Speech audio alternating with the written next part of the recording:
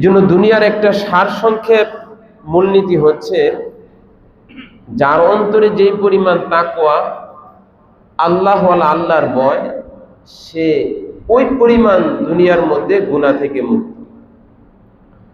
যার অন্তরে যেই পরিমাণ তাকওয়া, খোদার ভয় বিরাজমান বিদ্যমান, সে ওই পরিমাণ গুনাহ থেকে মুক্ত।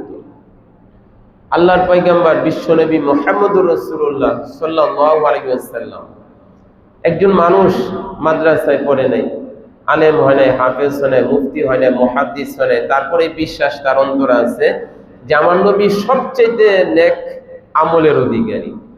কি ভাই, কথাটা বাস্তব না বাস্তব?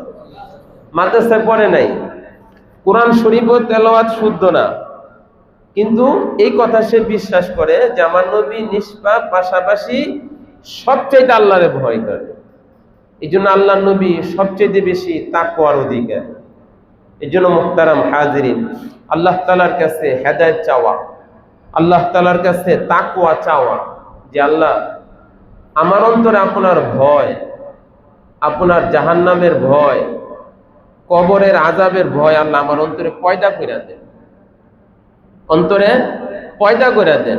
এটা আল্লাহর কাছে চাইতে হবে ভাই, এটা এমনি এমনি অন্তরে আসবে না, আল্লাহর কাছে চাইতে হবে, চেষ্টা করতে হবে, ফিকির করতে হবে, মেহনত করবে, এরপর আপনার অন্তরে আসবে।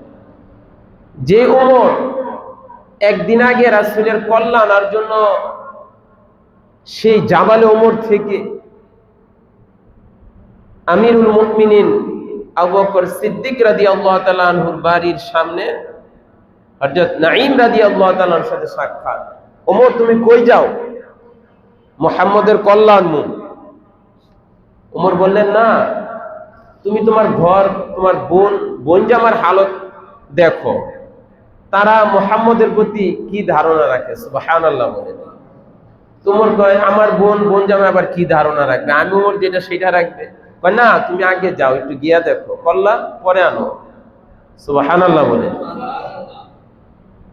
লম্বা ইতিহাস, সেদিকে যাব না। ওমর ঘরে গেছেন, সেখানে গিয়ে আরো ধাক্কা লাগছে।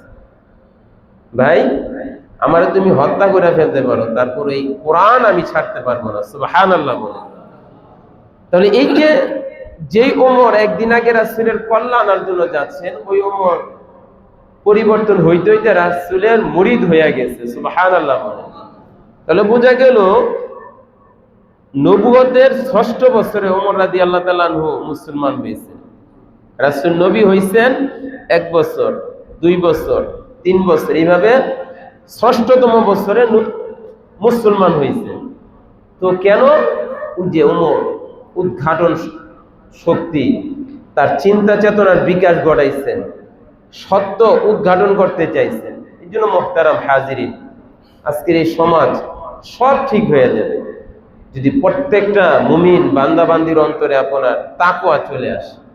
এই তাকওয়া না থাকার কারণে, মৌলিক আমাদের অন্তর আল্লাহর ভয় না থাকার কারণে আজকে সমাজের প্রত্যেকটা জায়গায় ব্যক্তির দ্বারা বিশৃঙ্খলা, ব্যক্তির দ্বারা সীমালঙ্ঘন, ব্যক্তির দ্বারা বাড়াবাড়ি।